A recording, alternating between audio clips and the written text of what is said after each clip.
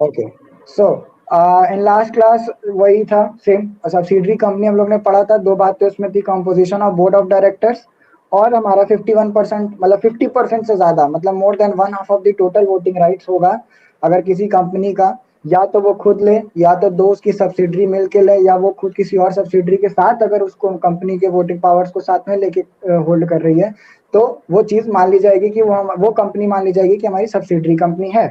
ठीक। अब हम लोग कल जब सब्सिडरी के बारे में कल जब हम लोग ने जान लेते तो कल we started about associate company, but due to some error वो नहीं हो पाया।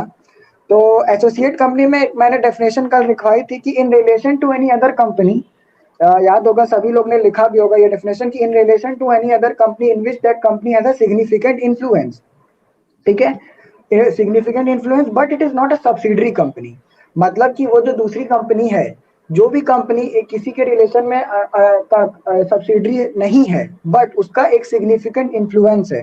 फॉर एग्जांपल, जैसे कोई ए कंपनी है और कोई बी कंपनी है। ठीक। ए कंपनी का जो है इस बी कंपनी के ऊपर एक सिग्निफिकेंट इन्फ्लुएंस है, सिग्निफिकेंट इन्फ्लुएंस है। ठीक, सिग्निफिकेंट इन्फ्लुएंस है, बट जो बी कंपनी है वो आपकी सब्सिडरी नहीं है। जो सब्सिडरी कंपनी, जो बी वाली कंपनी है जिसपे आपका सिग्निफिकेंट इन्फ्लुएंस है, वो आपकी सब्सिडरी कंपनी नहीं है, बट इतना इन्फ्लुएंस है कि आप उसके डिसीजंस को देख रहे हैं या समझ रहे हैं। अब हम लोग ने दो चीजें पढ़ी थी सिग्निफिकेंट इन्फ्लुएंस में, हम लोग ने दो चीजें पढ़ी थी। क्या थी कि सिग्निफिकेंट इन्फ्लुएंस का एक मतलब है बढ़िया सा, सिग्निफिकेंट इन्फ्लुएंस का क्या मतलब था। तो पहला तो बात ये था कि आप मोर देन 20% या at least at least 20% of the voting power hold करते हो। ठीक, at least 20% of the voting power hold करते हो, या फिर जो उसके बिजनेस डिसीजंस हैं उसको आप कंट्रोल कर रहे हो, या उसके जो अग्रीमेंट्स आप उसको कंट्रोल कर रहे हो, तो वो कंपनी आपकी एसोसिएट कंपनी हो जाएगी। फिर हम लोग ने दो चीजें और देखी थी, हम लोग ने दो चीजें और देखी थी। क्या कि जो सब्सिडरी कंपनी होती है, जैसे कि मैंने कल एक एग्जांपल लिया था, कल मैंने एक एग्जांपल लिया था इशिता जी का। इशिता का मैंने एग्जांपल लिया था कि उसका एक कोई बॉयफ्रेंड है जिसका नाम मिंटू है, एक का नाम पिंटू है। ठीक, ठीक है। अब इशिता मिंटू को 50% मतलब 50.1% इतना इनका कंट्रोल है कि मिंटू पे कि वो 50.1% के आसपास, हमने जब कैलकुलेट किया कि भाई इशिता जो है वो मिंटू पे 50.1% का कंट्रोल रखती हैं। ठीक है, तो इसका मतलब क्या हो गया कि उनका जो सिग्निफिकेंट इन्फ्लुएंस है वो 50.1% से ज्यादा है, मतलब 50% से ज्यादा है, मोर देन हाफ। तो हम इसे क्या बोल देते हैं, तो हम एक अगर कंपनी के सेंस में इसको देखेंगे तो ये सब्सिडरी कंपनी हो जाएगी। ठीक, मतलब कि अगर हम मिंटू को एक कंपनी माने और इशिता को एक कंपनी माने, मान लेते हैं इशिता कंपनी है और ये भी कंपनी है, तो मिंटू पे अगर इशिता का 50.1% ऑफ द वोटिंग होल्डिंग है वोटिंग राइट्स में, तो मिंटू आपका क्या हो जाएगा, सब्सिडरी, और इशिता आपकी हो जाएगी होल्डिंग। बट वहीं अगर पिंटू केस में इशिता का 20% से ज्यादा बट 50% से कम, 20% से ज्यादा बट 50% से कम क्या है, वोटिंग पावर है। क्या है, वोटिंग पावर है। तो हम क्या मान लेंगे, तो हम क्या मान लेंगे कि जो दूसरी कंपनी है, मतलब कि जैसे कि फॉर एग्जांपल इशिता की इशिता की कंपनी एक इशिता है और एक पिंटू करके एक कंपनी है वो, तो पिंटू में 20% से ज्यादा होल्डिंग है इशिता का बट 50% से कम है, तो ऐसी कंपनी को हम क्या कह देंगे, एसोसिएट कंपनी कह देंगे। ठीक है, एसोसिएट कंपनी हम कह देंगे। तो समझने वाली बात यहाँ पे क्या निकल के आ रही है, यहाँ पे समझने वाली बात ये निकल के आ रही है कि सब्सिडरी और एसोसिएट में वोटिंग पावर के बेसिस पे डिफरेंस है।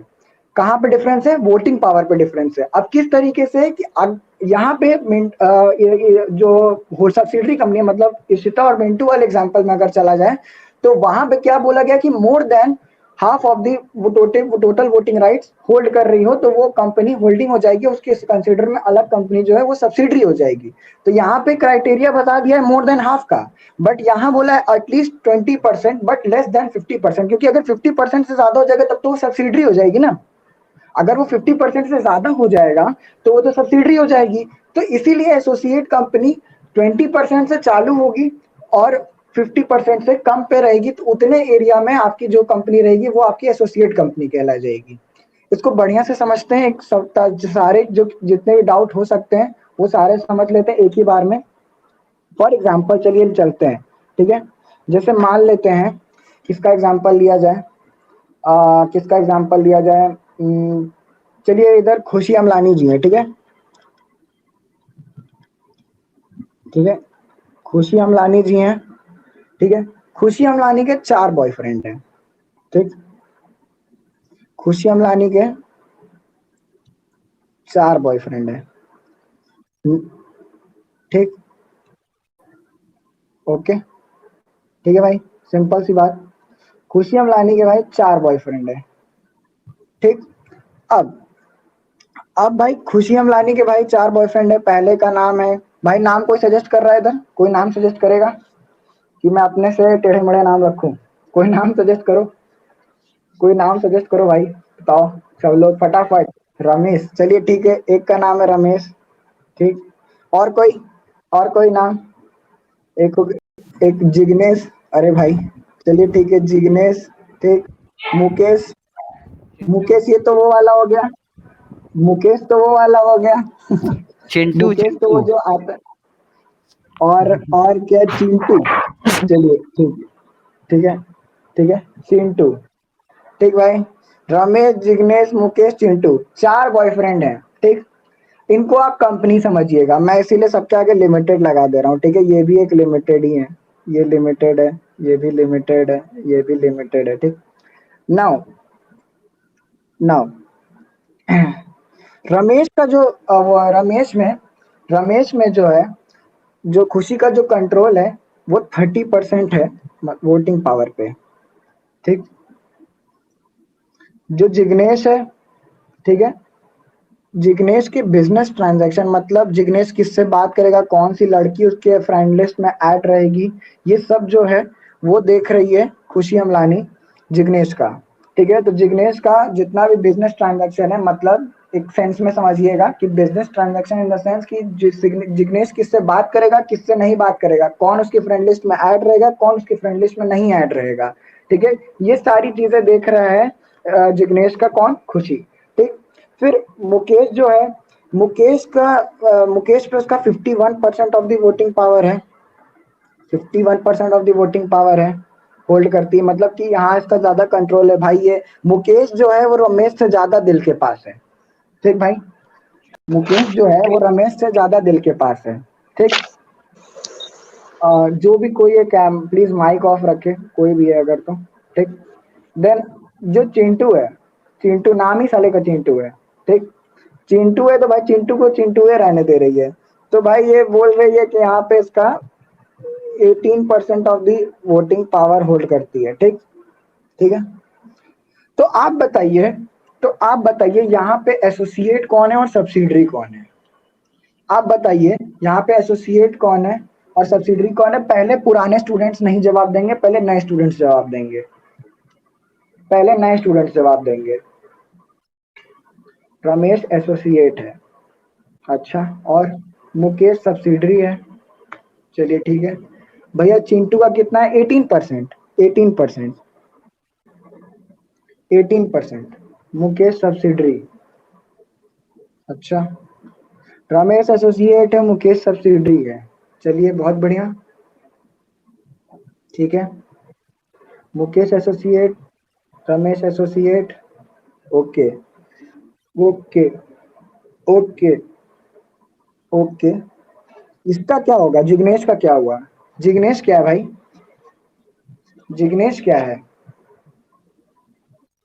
जिग्नेश बताइए। रमेश और मुकेश तो सभी लोग जवाब दे रहे हैं, जिग्नेश का क्या हुआ? जिग्नेश कौन हुआ? चिंटू कौन हुआ उसका? भैया जिग्नेश क्या था? जिग्नेश में बिजनेस ट्रांजैक्शंस होल्ड करे, किससे वो बात करेगा, किससे बात नहीं करेगा, किससे वो हाथ मिलाएगा, किसको वो चॉकलेट देगा, किससे वो चॉकलेट लेगा, ये सब कंट्रोल कर रही है खुशी अमलानी। तो बताइए जिग्नेश क्या होगा? चिंटू एग्जिस्ट ही नहीं करता दिल में सही बात, सही बात। तो उसका भी कुछ नाम होगा ना, बताएंगे, वो भी बात करते हैं। मुकेश सब्सिडरी और रमेश जिग्नेश एसोसिएट और चिंटू कुछ नहीं। बहुत बढ़िया, शानदार, शानदार, एक नंबर आंसर श्रुति चौरसिया के साइड से। और स्टूडेंट्स अपना जलवा दिखाते हुए, एंड ऑल्सो सभी लोग बढ़िया जवाब, सभी लोग ने। तो ऑल इन ऑल हमें यहाँ समझ क्या आया, ऑल इन ऑल हमें समझ में क्या आया कि ये दोनों जो कंपनी है, ये दोनों एसोसिएट कंपनी है। भाई क्यों है? पहली बात, 20% से ज्यादा होल्ड कर रही है रमेश में, पहला बात, पहला क्राइटेरिया फुलफिल हुआ। ठीक, कि दो बातें होगी तो वो एसोसिएट हो जाएगी, या तो आप 20% से ज्यादा वोटिंग पावर होल्ड कर रहे हो, तो भाई रमेश में कर रही है 30%। फिर जिग्नेश में क्या, एक और मैं पॉइंट बताया था कि आप बिजनेस ट्रांजैक्शन डिसीजन या एग्रीमेंट्स को आप कंट्रोल कर रहे हो किसी कंपनी के, तो आप एसोसिएट हो जाओगे। तो जिग्नेश के बिजनेस ट्रांजैक्शन को कौन होल्ड कर रहा है? कौन होल्ड कर रहा है? खुशी अमलानी जी। तो क्या भाई ये दोनों एसोसिएट हुए? बिल्कुल हुए, ये दोनों एसोसिएट हुए, जी हाँ, एकदम एक नंबर, यही है एसोसिएट, ये लोग हो गए। नाउ मुकेश क्या है भाई? मुकेश क्या है? मुकेश कुछ सुना सुना सा नहीं लग रहा है? 51% भाई, कहाँ पे पढ़ा था, कहाँ पढ़ा था, कहाँ पढ़ा था ये, कहाँ पढ़ा था, कहाँ पढ़ा था? सब्सिडरी। कोई अगर यहाँ गवर्नमेंट कंपनी बोला ना, तो उसको इस क्लास उठा के बाहर फेंके, कोई गवर्नमेंट कंपनी नहीं बोलेगा। गवर्नमेंट कंपनी में बस एक ही चीज की जरूरत सबसे ज्यादा क्या होती है बताइए? गवर्नमेंट कंपनी में एक्चुअली में मेन पार्ट कहाँ पे फंसता है आके? होल्डिंग पे तो आता ही आता है, होल्डिंग पे तो आता ही आता है कि 51% of the holding. Exactly, Anjali Sinha ने एकदम सही जवाब दिया, सेंट्रल और स्टेट गवर्नमेंट ही होल्ड करेगा, तभी हम मानेंगे कि वो गवर्नमेंट कंपनी है। सेंट्रल या स्टेट गवर्नमेंट होल्ड करेगी तभी, कोई भी स्टेट का कंट्रोल होना चाहिए, आइदर इट इज सेंट्रल और स्टेट गवर्नमेंट।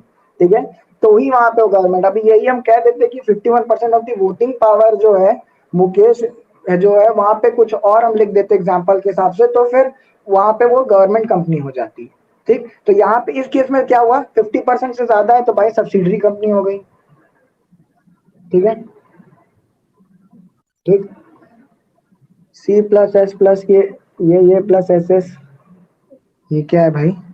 अच्छा हाँ ठीक है, okay, got it, got it, central plus state या स्टेट प्लस स्टेट या state plus central, got it, got it, got it, got it. ठीक है, फिर चिंटू लिमिटेड, भाई यही है दुखी हारी भाई, मेरा फंस गया लड़का। भाई मेरा दिल बहुत करीब था ये दोस्त मेरा। ठीक है भैया, एक क्वेश्चन है, कोई कंपनी एसोसिएट और सब्सिडियरी दोनों नहीं हो सकती क्या? बिल्कुल नहीं, बिल्कुल नहीं, बिल्कुल भी नहीं, क्योंकि उनकी वोटिंग पावर के बेसिस पे वर्ल्ड है। अगर यार वो 50.1 भी हो जाएगी तो तुरंत सब्सिडरी हो जाएगी, बट वही अगर 50 रहेगी तो वो एसोसिएट हो जाएगी। Are you getting this point? वाक्या है कि अगर वो 50 पे, मतलब मान लो दोनों कंपनी आके 50 पे, मान लो एक कंपनी है कि वो 50% उसमें भी होल्डिंग है वोटिंग पावर, तो दोनों एसोसिएट कहलाएगी, दोनों एसोसिएट कहलाएगी, वो सब्सिडरी नहीं जाएगी। बट अगर कहीं एक कंपनी 50.1 हो गया और ये 50 रह गया, तो वो सब्सिडरी हो जाएगी और ये एसोसिएट की एसोसिएट ही रह जाएगी। ठीक, ये जो चिंटू वाला फंसा, इसको कोई कंपनी का रिलेशन नहीं मिलेगा। ठीक है, सीधी सीधी बात, ये किसी भी तरह की कोई कंपनी नहीं है। बस हम इतना कहेंगे कि खुशी अमलानी चिंटू को, चिंटू में मतलब कुछ वोटिंग पावर होल्ड करती हैं, दैट्स इट, इतना सा, और कुछ नहीं, इससे ज्यादा उसका कोई रिलेशन नहीं है। ठीक है, देखो एक होता है बॉयफ्रेंड, होता है बेस्ट फ्रेंड, तो ये बेस्ट फ्रेंड वाला सिस्टम फंस गया। ठीक है, गलत सेंस में कोई नहीं जाएगा, ठीक, क्यों एकदम गलत कोई नहीं सोचेगा। ठीक है, इट्स जस्ट एग्जाम्पल। ठीक है, so are you getting this point? सभी लोग हाँ या ना बताइए, क्या समझ में आया है बात? क्या ये बात समझ में आई? फटाफट सभी लोग रिप्लाई करेंगे। ठीक है, गॉट दिस, गॉट दिस। ठीक है, चलिए, बहुत बढ़िया, बहुत ही बढ़िया, एक नंबर, एक नंबर। चलिए, तो यहाँ पे आपका एसोसिएट खत्म हो गया। कितना देर लगा? आई थिंक 5-10 मिनट लगा। चलिए तब और आगे कंटिन्यू कर लेते हैं। ठीक है, फॉरेन कंपनी भी स्टार्ट कर ही देते हैं थोड़ा सा। ठीक, थोड़ा सा स्टार्ट कर देते हैं फॉरेन कंपनी, फिर in next class we will try to complete foreign. चलो, फॉरेन कंपनी सेक्शन बताएगा क्या? कोई कोई सेक्शन बताएगा मुझे, ओल्ड स्टूडेंट्स में से, ओल्ड स्टूडेंट्स में से बताइए। हाँ नहीं लिखना है, बताइए। हाँ लिख रही है। सेक्शन बताओ, सेक्शन 2 सब सेक्शन 42। चलिए बहुत बढ़िया, जबरदस्त। Section 2 sub section 42। अब भाई इसका एग्जाम, पहले तो डेफिनेशन लिख लेते हैं, पहले तो डेफिनेशन लिख लेते हैं, उसके बाद फिर हम आगे बात करेंगे। हमारी हमेशा से यही टेक्निक रही है। तो पहले डेफिनेशन लिख लीजिए। Foreign company means a company, foreign company means a company और body corporate Foreign company means a company or body corporate incorporated incorporated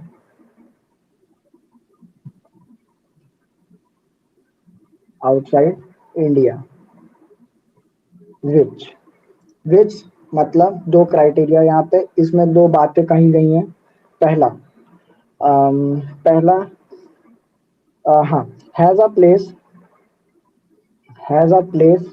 of business has a place of business in India has a place of business in India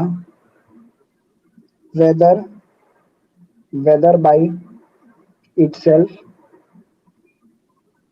whether by itself or through an agent physically physically or through electronic mode mode इसी में एक और point है and, ठीक है। And लगा इसका मतलब कि ये दोनों बातें होनी चाहिए, या ये भी हो सकती है। Conduct any business activity in India in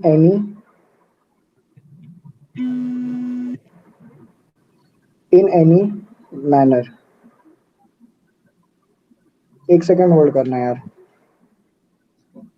एक सेकंड, कॉल आ रहा है घर से।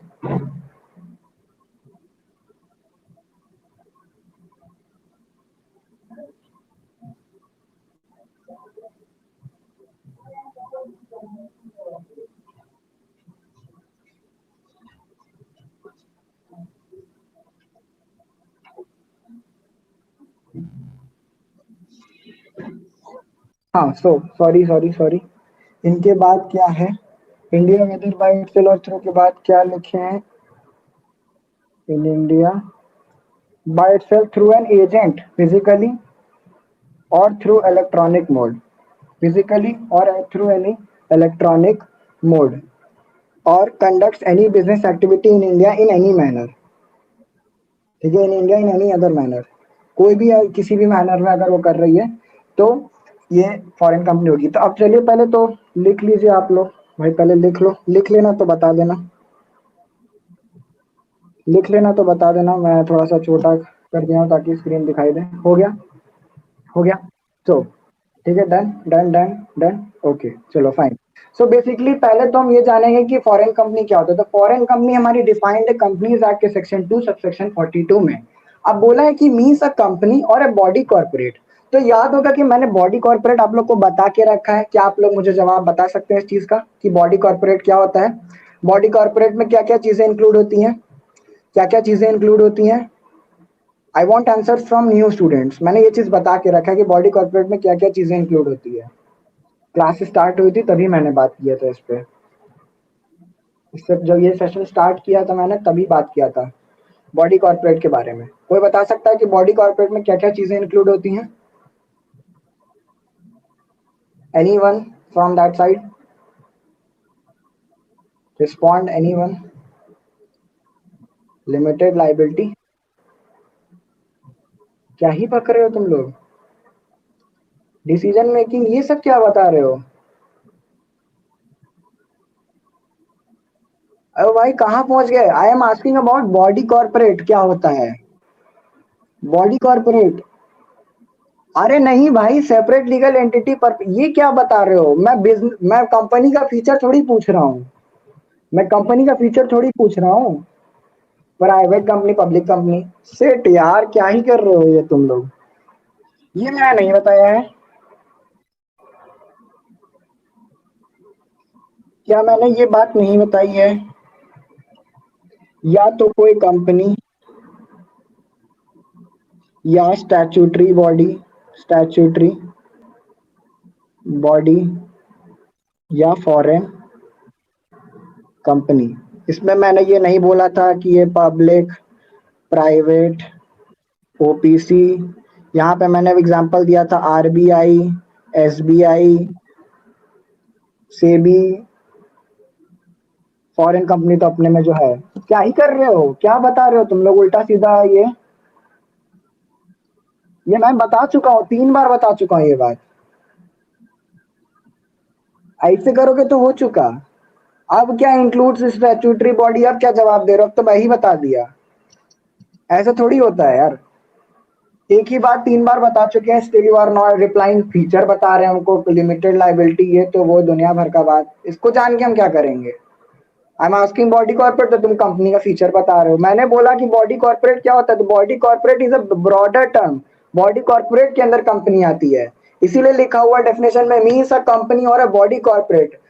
पहले तो उसने एक स्पेसिफिकली कंपनी को भी डिफाइन, मतलब कंपनी को भी इंक्लूड करने की कोशिश किया, या फिर कोई भी बॉडी कॉर्पोरेट। अब बॉडी कॉर्पोरेट क्या होती है, company either public, private, OPC, कोई भी दुनिया भर की जितनी कंपनी हम लोग पढ़ते हैं वो, या फिर आपका स्टैट्यूटरी बॉडी आरबीआई, एसबीआई, जो भी स्पेशल एक्ट के थ्रू गवर्न होती है, गवर्नमेंट के स्पेशल एक्ट के थ्रू आई है जो भी चीज bodies, either it is SEBI, RBI, SBI, जो भी इतनी सारी ऑर्गेनाइजेशन, इंस्टीट्यूशन है जो आर वर्क कर रही है इंडिया में ऑन, जो कि एक एक्ट के थ्रू गवर्न होती हैं। जैसे कि आरबीआई एक्ट 1935, एसबीआई एक्ट भी है उसका 19 आई थिंक 55 है या कुछ ऐसा है। तो वो सारा जो एक्ट, वो एक्ट से गवर्न हो रही है, तो वो स्टैट्यूटरी बॉडी में आती हैं, जो कि किसी लॉ के थ्रू गवर्न होती हैं। फॉरेन कंपनी हम अभी पढ़ ही रहे हैं वो चीज। तो ऐसे मत करो यार, ऐसे मत करो कि फिर पेपर में आ जाएगा तो फिर वहां भी ऐसे बस लगाते चले जाना, फीचर ही लिखते रह जाओगे। चलो ठीक है। सो आई वॉज एक्सप्लेनिंग कि body corporate means of company, और body corporate incorporated outside India, मतलब कि इंडिया के बाहर हो। अगर इंडिया के अंदर हुई है तो वो क्या होगी, अगर इंडिया के अंदर हुई है तो वो क्या होगी बताइए। अगर कोई कंपनी इंडिया के अंदर इनकॉर्पोरेट हुई है तो क्या होगी वो, बताइए फटाफट।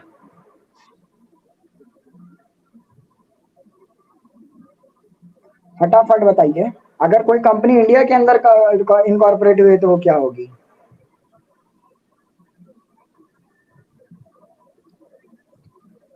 अरे मेरी आवाज नहीं सुनाई दे रही है या फिर रिस्पॉन्ड नहीं करना चाह रहे हो। इंडियन कंपनी, एक ही लोग पढ़ रहा है कि सब वर्षा शुक्ला पढ़ रही है क्लास में, और लोग इधर क्या कर रहे हैं, 1 महीने बाद एंट्रेंस है और तुम लोग चुप्पी मार के बैठे हुए हो। अरे यार सही जही गलत जो समझ में आ रहा है जवाब तो दिया करो।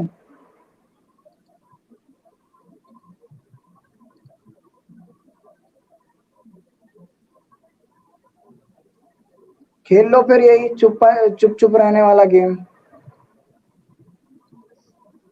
मैंने बताया नहीं है यार, तुम लोग को बताया हुआ है, still you are doing like this. जब एक दिन मैं डिस्कस कर रहा था, मैं ये चीज डिस्कस कर रहा था, एक याद होगा मैंने टैक्स स्लैब पे एक बात की थी, वो क्लास में पढ़ा भी हुआ है, मैं अभी जाके दिखा भी सकता हूँ ये चीज। टैक्स स्लैब की मैंने बात की थी, याद होगा मैंने टैक्स से रिलेटेड कुछ बातें की थी, जिसमें मैंने बोला था कि गवर्नमेंट कंपनी एक डोमेस्टिक कंपनी होती है, जिसको हम डोमेस्टिक कंपनी, इंडियन कंपनी नहीं कहते, उसको डोमेस्टिक कंपनी कहते हैं। ये क्या मैंने ये वर्ड पहली बार यूज किया है, डोमेस्टिक कंपनी? मैं कितनी बार बोल चुका हूँ ये शब्द। पब्लिक, प्राइवेट, ओपीसी, ये सब जो देश में बनी है वो डोमेस्टिक होगी। जो हमारे यहाँ गुड्स बनता है वो हम उसको क्या कहते हैं, हम उसको क्या कहते हैं, डोमेस्टिक ही तो कहते हैं। तो डोमेस्टिक कंपनी आप नहीं समझ पा रहे हो ये सेंस में। जो गुड्स हमारे यहाँ बनते हैं, जो हमारे यहाँ होते हैं, जो गुड्स प्रोड्यूस होते हैं, हम उन्हें क्या कहते हैं, डोमेस्टिक गुड्स ही ना कहते हैं। हमारे यहाँ के जो डोमेस्टिक एरिया बाउंड्री, ये क्या होता है, डोमेस्टिक मतलब क्या होता है, जहां हम रहते हैं। तो बस वही जहां हम रहते हैं तो वो डोमेस्टिक हो गया। और उसके बाद फिर बचा क्या, कंपनी, तो डोमेस्टिक कंपनी। अब वो क्या हो सकती है, public, private, OPC, subsidiary, holding, दुनिया भर की जितनी कंपनी इतनी देर से पढ़े सब हो सकती है। समझ में आ रहा है क्या बात ये, ठीक। तो अब यहाँ तो डोमेस्टिक कंपनी, याद होगा मैंने एक फेसबुक का एग्जांपल भी देके बताया था ये बात। फेसबुक का एग्जांपल देके मैंने ये बात बता चुकी है पहले, जब मैंने तुम लोग से पूछा था कि फेसबुक क्या है, तो तुम लोग उल्टा सीधा जवाब दे रहे थे। Facebook is a domestic company, मैंने उस दिन भी बोला था ये बात, ठीक है। कोई बात नहीं, बट यार ऐसे मत करो, ऐसे पढ़ते चले जाओगे, पीछे का भूलते चले जाओगे, तो फिर तो अभी 1.5 महीने बाद पेपर है, तो पूरा गायब हो जाओगे तुम लोग। ऐसे थोड़ी चलेगा।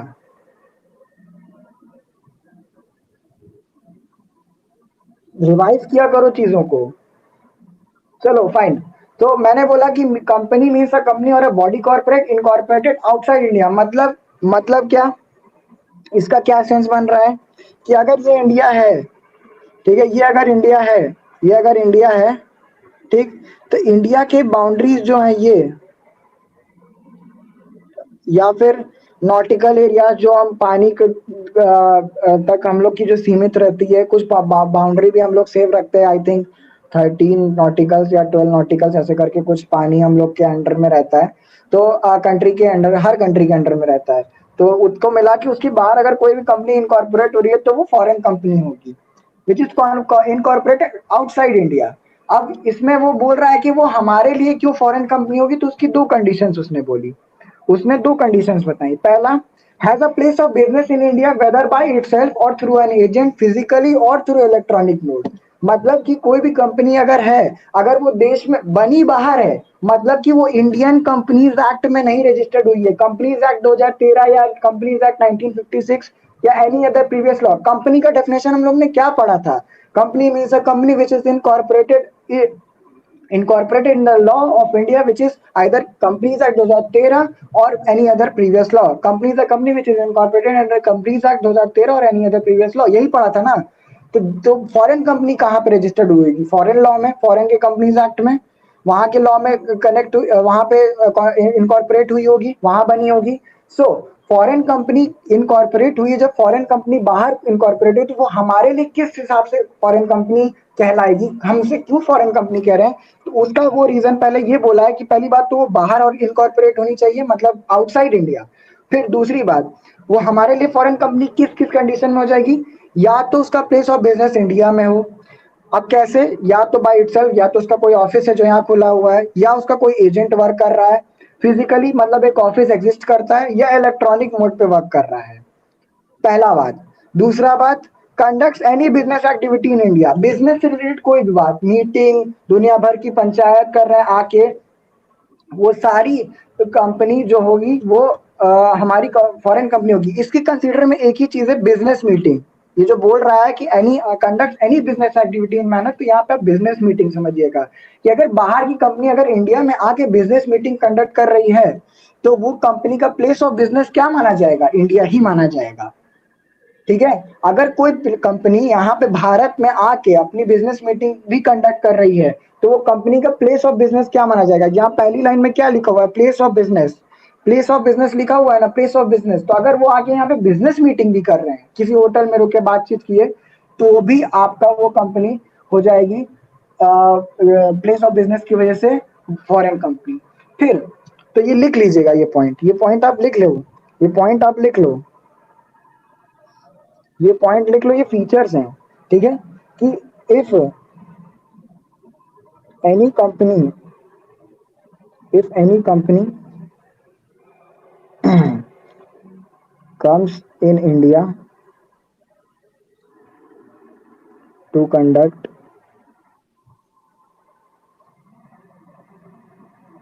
business meeting, business meeting,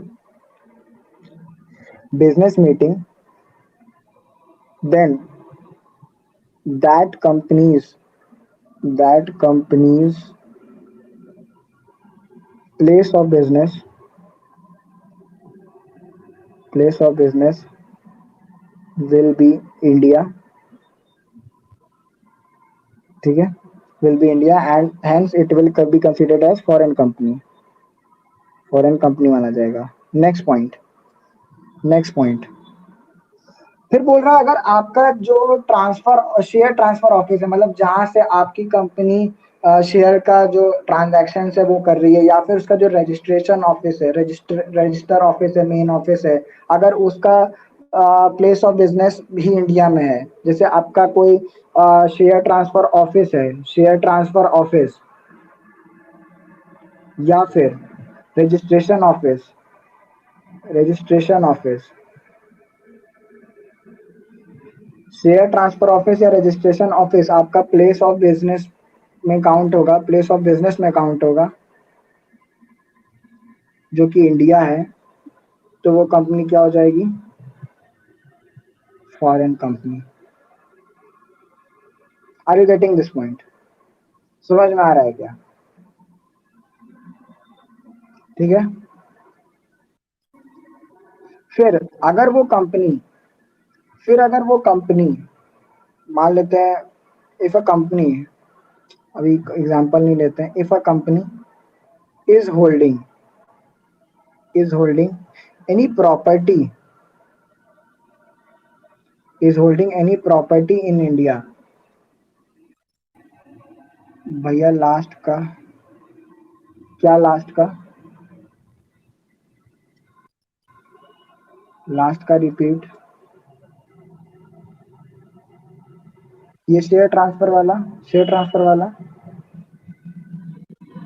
कह रहा है कि उस कंपनी का जो शेयर ट्रांसफर ऑफिस है, मतलब जहां से उस पर्टिकुलर देश में या उस कंट्री में या उस एरिया में शेयर ट्रांसफर होता है उस ऑफिस से, या फिर उसका जो रजिस्टर ऑफिस है, ये रजिस्टर ऑफिस है, हेड ऑफिस नहीं, रजिस्टर ऑफिस। ठीक है, रजिस्ट्रेशन ऑफिस जो है उस कंपनी का, वो अगर इंडिया में एग्जिस्ट करता है तो उसका प्लेस ऑफ बिजनेस इंडिया माना जाएगा, और इस चक्कर में उसे फॉरेन कंपनी मान लिया जाएगा। पहले पॉइंट में प्लेस ऑफ बिजनेस ही बोला था ना, तो प्लेस ऑफ बिजनेस की बेसिस पे ये सारी चीजें मैं बता रहा हूँ। ठीक है, ठीक है, समझ में आ रहा है? प्रिया जी, क्या समझ में आया? ठीक है। नाउ आई वाज टेलिंग कि if a company is holding any property in India, ठीक है, देन ऑल्सो उसका प्लेस ऑफ बिजनेस इंडिया मान लिया जाएगा, इंडिया मान लिया जाएगा, और वो कंपनी फॉरेन कंपनी हो जाएगी। कोई एक्स लैंड है जो कि दिल्ली में एक कोई कंपनी होल्ड करती है, कोई प्रॉपर्टी होल्ड करती है, या कोई ऑफिस होल्ड करती है, कोई फ्लैट है जो कि होल्ड करती है, तो उसका प्लेस ऑफ बिजनेस इंडिया माना जाएगा, और इसी वजह से वो कंपनी फॉरेन कंपनी हो जाएगी। तो व्हाट वी स्टडीड अबाउट कि फॉरेन कंपनी क्या है, कि has a place of business in India, whether by itself और थ्रू एन एजेंट, फिजिकली और इलेक्ट्रॉनिक मोड, और conducts any business activity in India in any other manner. अब कोई अगर बाहर की कंपनी होगी, अगर वो आके बिजनेस मीटिंग भी कंडक्ट कर रही है, तो company place of business India में होगा और उसको फॉरेन कंपनी मान लिया जाएगा। अगर उसका share transfer office, registration office जो है वो इंडिया में, तो उसका प्लेस ऑफ बिजनेस इंडिया माना जाएगा, जिसकी वजह से वो फॉरेन कंपनी हो जाएगी। अगर कोई कंपनी इंडिया में प्रॉपर्टी होल्ड कर रही है, तो वो कंपनी का प्लेस ऑफ बिजनेस इंडिया माना जाएगा, इस वजह से वो कंपनी आपकी फॉरेन कंपनी हो जाएगी। सिंपल सी बात, एकदम सिंपल सी बात। ठीक है, ठीक है क्या? ठीक है, चलिए आज के लिए इतना करते हैं। किसी को कोई डाउट है तो वो पूछे, किसी को कोई डाउट है तो वो पूछे, वरना विल एंड दिस टुडे। आज के लिए काफी हो गया, हैवी हो जाएगा।